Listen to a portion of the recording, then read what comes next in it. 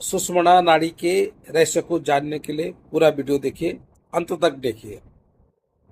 आपको समझ में आ गया मैं आपको क्या बोलना चाहता हूँ।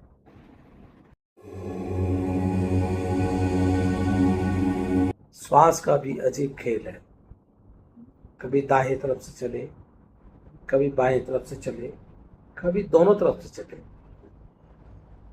एक साथ दोनों तरफ से तो कभी नहीं चलेगी। जहां से चलेगी वहीं से वापस आएगी। अगर दाहिनी तरफ से श्वास अंदर जा रही है तो दाहिनी तरफ से ही बाहर आएगी। अगर बाईं तरफ से अंदर जा रही है तो बाईं तरफ से वापस आएगी। कभी ऐसा नहीं श्वास दाहिनी तरफ से चले और बाईं तरफ से वापस आए, बाईं तरफ से चले और दाहिनी तरफ से वापस आए। ऐसा असंभव है। जिस रास्ते गई है उसी रास्ते वापस आएगी। दाईं तरफ से श्वास चली तो भूख लग रही है, प्यास लग रही है। बाईं तरफ से श्वास चली तो योग, निद्रा, मन शांत। दोनों तरफ से अगर श्वास चल रही है तो बेचैनी। दोनों तरफ से अगर श्वास चल रही है इसका मतलब है या तो सांस आपकी श्वासें एक दूसरे को चेंज कर रही है, दाईं तरफ से बाईं तरफ, बाईं तरफ से दाईं तरफ, या फिर जीवन खत्म। श्वासों का बड़ा अजीब खेल है। विज्ञान भैरव तंत्र, या जब कभी अंत श्वास और बाहरी श्वास एक दूसरे में विलीन होती है, मतलब जो अंदर से बाहर जा रही है, जो बाहर से अंदर आ रही है, जब एक दूसरे में विलीन होती है, जो मैंने अभी बोला, दाईं तरफ से चल रही है तो दाईं तरफ से चलेगी, बाईं तरफ से चल रही तो बाईं तरफ से चलेगी। जब परिवर्तन करना है उनको तो उस टाइम पे विलीन होती है। वो केंद्र पॉइंट कौन सा है, और वहां पे दोनों तरफ से श्वास चलेगी। एक उस क्षण में क्या है, ऊर्जा रहित और ऊर्जा पूरित केंद्र को स्पर्श करें।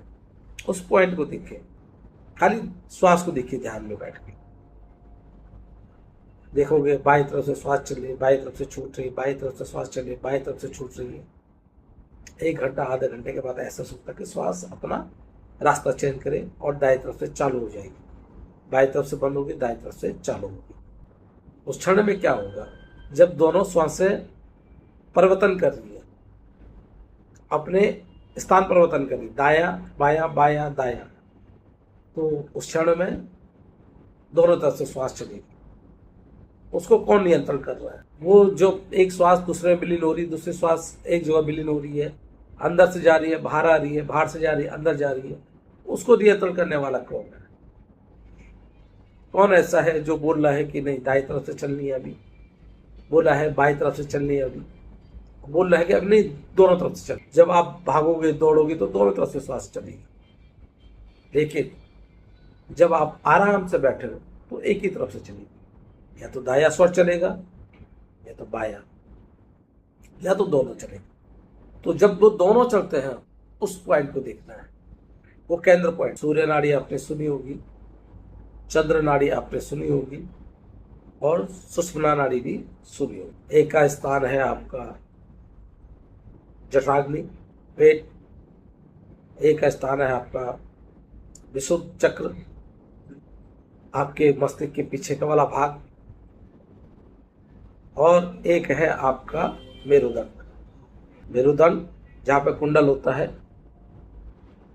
वहां से श्वास जागृत होती है, जिसको बोलते हैं सुषुम्ना नाड़ी। जो दाई नाड़ी है वो आपके पेट, अग्नि, जठराग्नि से, नाभि से आराम होती है। बाई मैंने बता दिया विशुद्ध से, और सुषुम्ना नाड़ी आपके मेरुदंड से, कुंडल से। योग, योग का अर्थ है 2 चीजों का मिलन। जो पृथ्वी से श्वास अंदर जा रही है और जो पृथ्वी में वापस आ रही है। योगा पूरे श्वासों पे चलती है। आपका जीवन श्वासों पे चल रहा है। अगर श्वास बाहर आ रही है, श्वास अंदर जा रही है, बाहर आके अंदर न जाए, अंदर जाके बाहर ना आए, तो क्या होगा? सुषुम्ना नाड़ी ऐसे कभी जागृत होती नहीं है, और अगर वो जागृत हो रही है तो कोई तो बात। श्वासों का भी एक विज्ञान है, वो शरीर का गणित है। कभी दाईं तरफ से चलेगी, कभी बाईं तरफ से चलेगी। जब दाईं तरफ लगातार चले तो समझ जाओ कि शरीर में कुछ बीमारी परेशानी। बाईं तरफ से चल रही है तो शरीर को बहुत आराम की जरूरत है। अगर दोनों साथ में चल रही है, आराम कंडीशन में है और 1-2 घंटे से ज़्यादा चल रही है तो समझ लो कि हो गया सेवा समाधि। शरीर को समझना पड़ेगा। योग मतलब परमात्मा के दर्शन करना, अपने आप को जानना। वैसे भी आसन के बाद प्राणायाम, प्रत्याहार, ध्यान, धारणा और समाधि।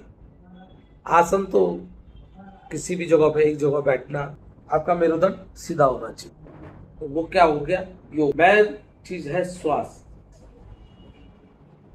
श्वास कहाँ से निकल रही है, कहाँ पे जा रही है, कहाँ पे विलीन हो रही है। तो विज्ञान भैरव तंत्र तीसरा सूत्र है कि अंतर श्वास, बाहरी श्वास कहाँ पे विलीन हो रही है। तो जो बाहर से हम श्वास ले रहे हैं, अंदर की तरफ जा रही है, वो विलीन पॉइंट कौन सा है। बाहर अंदर से जो बाहर आ रही है वो विलीन पॉइंट कौन सा है, वही हमारा ऊर्जा रहित और ऊर्जा पूरी भाव है। जब सांस अंदर जा रही है तो हमें ऊर्जा आ रही है, बाहर जा रही है तो ऊर्जा समाप्त हो रही है। तो श्वासों पे ध्यान दीजिए। अध्यात्म में रुचि बढ़ेगी, योग में रुचि बढ़ेगी और जीवन को समझोगे। मनुष्य योनि में आए हो तो जीवन तो समझना चाहिए। तो हम में जन्म जात 3 चीज तो मिली हुई है, क्रोध, गुस्सा, प्रेम और श्वास चलने की क्षमता। अगर तुम श्वास बाहर छोड़े और नाभि तक जा रही है तो आप बहुत हेल्थी हो, दिन अच्छा है। लेकिन अगर श्वास छोटी चल रही है तो मतलब आप परेशान हो, शरीर के अंदर कुछ तो दिक्कत है। श्वास बता रही है आपको, तो श्वासों पे ध्यान दीजिए, कॉन्सेंट्रेशन कीजिए। योगा के लिए ये बहुत महत्वपूर्ण है। नमस्कार।